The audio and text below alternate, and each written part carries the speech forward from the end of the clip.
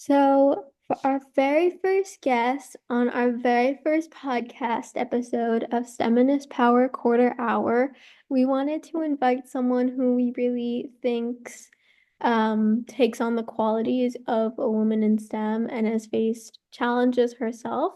So, we wanted to welcome Dr. Christiana Guest, who is a professor in the chemistry department at the University of Maryland. I had her in Gen Chem 1. That's where I met her. That was my very first semester of college, and now I have her for biochem in my junior year of college. And this is my last chemistry class, so it's really coming full circle. A little bit of background on Dr. Guest. So she did her bachelor's degree in Ghana, master's at the University of Minnesota, and PhD at Georgetown University. And I think that she is going to serve as a good example for our guests and especially a good guest for our very first podcast. So we'll bring on Dr. Guest now. Thank you. Okay. Hi, Dr. Guest. How are you today? Hi, Amber. Hi, Laura. I'm doing great. How about you? We're doing good. We're doing good. So, thank you for coming and joining our podcast. We wanted to ask just a few questions about your career up to this point. So, Lauren, I'll let you start with the first question. Yeah, so would you like to tell us a little bit about like how you got on your current career path and like what choices brought you here and what you've been working on? Oh, great.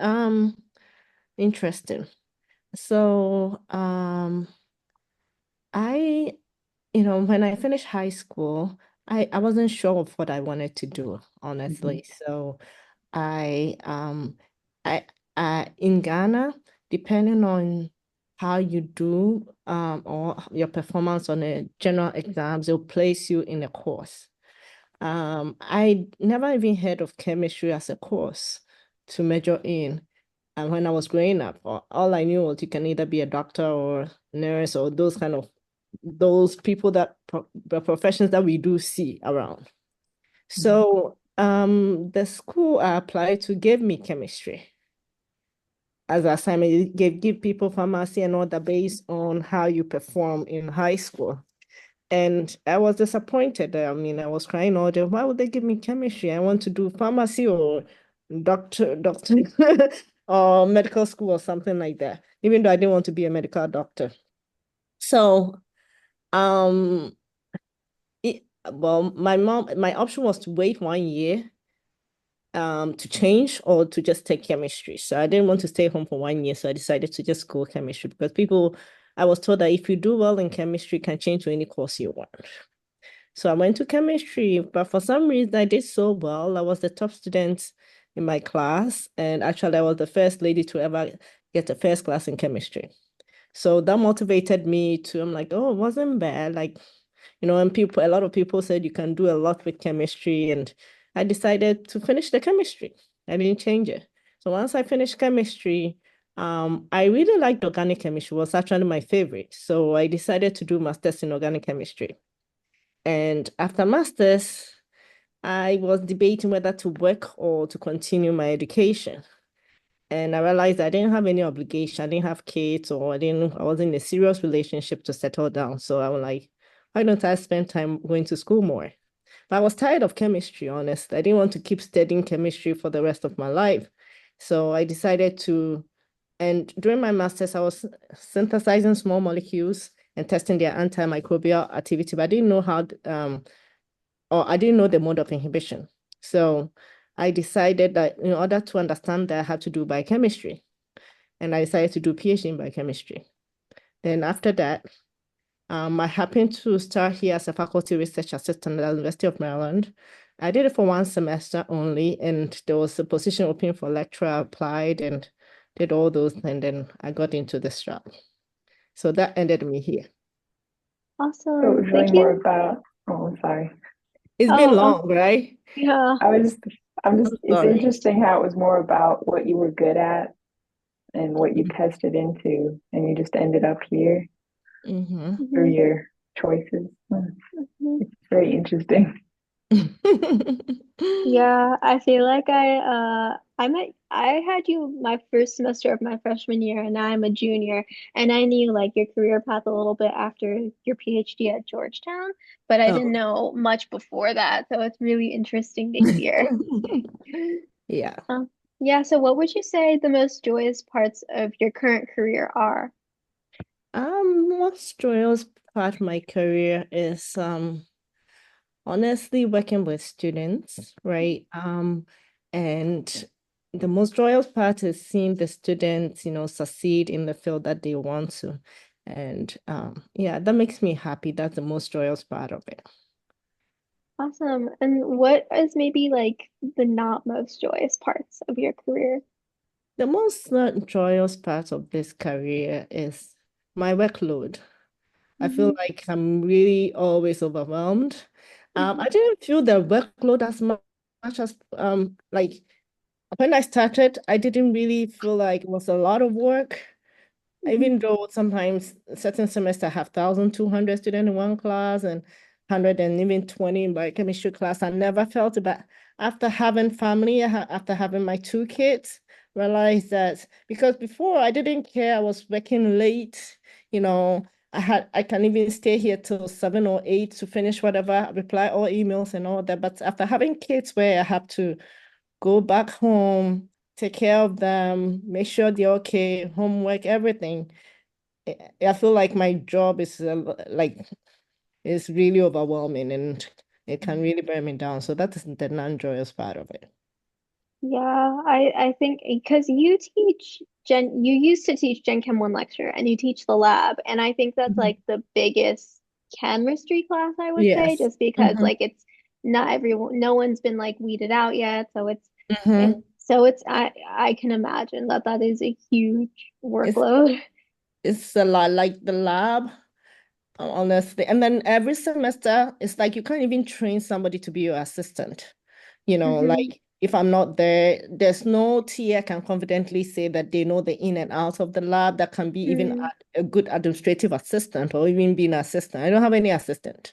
And Hmm. so, and you get all new TAs who are also learning their way through, and you have a lot of students who want your attention, you Hmm. know, and it makes teaching really hard, especially with the lab course. Even though I don't mind teaching the lab, sometimes I feel like giving up the lab because Yeah.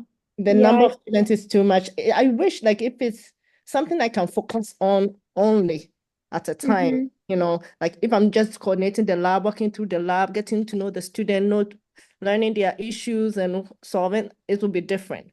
But me Hmm. being somewhere else, not even getting the Hmm. chance to be in the lab regularly, and even assisting some TAs who may have questions during the lab or something like that, it makes it very overwhelming and stressful. So that is not joyous. Yeah. Yeah, I can see. I can definitely, yeah, it's definitely overwhelming. And what is one event in your career would you say that it was the most impactful in shaping the individual that you are today? Um, impactful. I would say that one impactful event, only one, you mean one event? Well, Uh, maybe if okay. you could choose just one, yeah. Okay. One impactful event that let me think about. Mm, I would say that I wouldn't say it's actually one impactful event, but Hmm. I would say my training in grad school was very Hmm. impactful to me, Hmm. in general, because I mean, I learned how to be patient, how to control myself, even if I'm angry or something. Hmm. I learned to never give up, Hmm. because during my graduate studies, I mean, there are times you go and work 24 hours, let's say 8 hours, 16 hours in the lab, and Hmm. your results, you just want to cry about it. It's Yeah. very, very disappointing. So I would say that my graduate school training actually shaped my life, made me more of a stronger woman to deal with Hmm. certain situations because Hmm. you will be feeling like you can experience several failures through your research or whatever it is. Mhm. but you still have to be hopeful, as you're working to see if there could be something else that you can discover. Mhm. What I mean, so the whole graduate training actually really shaped my life. So I'm the type that I'm not affected by the negative things that goes on around me, and Mhm. it helps me more focus on what I can do to be successful and even improve. So there's hope in situation. I always feel hopeful um in situations where it seems hopeless. Right. Yeah, I don't think we realized how difficult of a question this was when we first wrote it, because I think when you've gotten as many degrees as you've had and you're this far in your career, it's difficult to Mhm, choose just one. mhm, Um, and I definitely resonate with what you're saying with like graduate school being very like just the whole experience shaping who you are today. Because I mean, when I've worked in research labs in the past, it's mhm, just like it's a snippet of what graduate school is. And I remember I was like I collected data and mhm, in one of the labs I worked in, and then I needed help making the graphs, and then the PhD candidate I was working with, he was very busy, so he wasn't able to help me. So I mhm, ended up just kind of like figuring it out myself, and then I ended up telling him I he was like, "Oh, did you end up quantifying that data you were like having trouble with?" And I was like, "Yeah, I mhm. just like figured it out." And he was like, wow, that's like your first step in your PhD. It's just learning that no one's Yeah, gonna do anything for you and just you have to do it for yourself. that's good. Yeah. Mhm. Yeah, so and then our last and final question. If you could tell your younger self something, what would it be? I would say that you always have to dream big and be Hmm. hopeful and be Hmm. determined in whatever you want to do. Right. Hmm. And never give up, And as a woman, if I have to tell my younger self, I would say that you need to do what makes you happy. At the same time, when you are thinking about life, do not think about education alone. Hmm. And as a woman, if you want to have family, have kids, husband, and all that, you have to Hmm. put that into you have to consider all that in choosing your career. I mean, you may Hmm. be in the middle of choosing between being somebody versus, but you have to figure out if I'm this, will I have time for my family? Do I want to have time for my family? How Hmm. do I want my life to be? Do I want to be going to work every day, work from home, or have some kind of flexible schedule? Hmm. So all that has to come into play when you are choosing the career, and you should be open-minded. And you also have to have your timing set up, so Hmm. you don't want to go like, okay, I'm determined to be, I just want to get this money. I know this person who does this and want to get this money. So I'm gonna work. If I have to go to school for so many years, I'll do Hmm. that before I do ABC. No, Hmm. just enjoy life as it goes. So if you get the Hmm. opportunity to start family early, do not close that door, because sometimes when you really want to open that door, it might not be open for you. Yeah, Right. yeah, I think that's very true because like I think for career wise, there's just this double standard for women where it's not like they have to just manage their career, they have to manage like a family and everything else. It's not always the same for men. Yeah. So I think that's something that's very good to talk about and good to keep in perspective Mhm. for when choosing a career, whether it be any career path that you choose. And Yeah. how long do you need to be in school? I had a very good doctor. Actually, she was my gynecologist. Mhm. She was on my OBGYN, so she actually helped me deliver both of my kids. Mhm. But recently, I got an email that she's leaving the practice. Actually, she's leaving United States. And I'm like, oh, why would Dr. be leaving United States? Like, well, but according to the email, her husband is moving to somewhere in Africa, and then she's moving with her, and she has two younger kids. I'm like, Mhm. oh my gosh. And I was just thinking, oh, she's very good here. And I feel like if she stays here, she's gonna stay with her kids alone and no husband, and all the work will be on her. So maybe that's why she has agreed to go. But Yeah. So Yeah. like she's given up. I mean, the explanation like she's given up and following her husband to Mhm. start somewhere else, you know. Mhm. Yeah. And yeah, that's just I think that's just the choices that we as women have to face. And it gets like the Mhm, sacrifices I feel increase as you age mhm. and you're well into your career, which is something that we all have to learn how to balance, I believe. You have to Mhm. think about all that in choosing. Not like I like chemistry or I like this and Mhm. yeah. So if I knew what I know, probably I wouldn't have spent too long in grad school. Mm. Yeah. Yeah. Mhm. Do you have any positive words of motivation for future STEM students or women in STEM specifically? Yeah, sure. There are a lot of people who are successful in this field, Mhm. and there's a lot of jobs coming up, and there are Mhm. jobs also around. And Mhm. I would say that, depending on whatever, so far as you are interested and you love it, don't force Mhm. yourself to do something that you don't love. But so far as you love it and you work hard, you can achieve any goal. It's all about determination and hard work. So Yeah. yeah.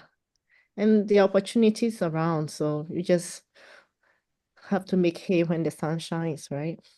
Yeah. Awesome. Thank you so much for those words of wisdom. I'm sure they resonate with just so many women who are waiting to see kind of like their hard work pay off eventually. Mm-hmm. Yeah.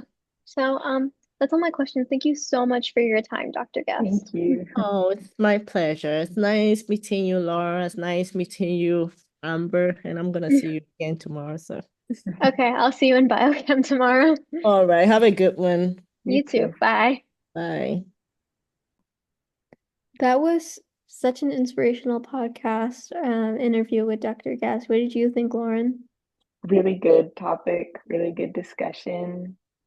Yeah, Yeah. I thought her points were really insightful, especially her discussion about how when going into a career, there are certain things that women have to consider that men just generally don't have to consider, like family planning and if you think you can do this long term. So I think there was definitely a lot of good discussion in Dr. Guest's podcast. So we're gonna have the link to a survey in our Spotify bio. Please go fill that out on this interview and let us know what you think. Thank you so much for listening.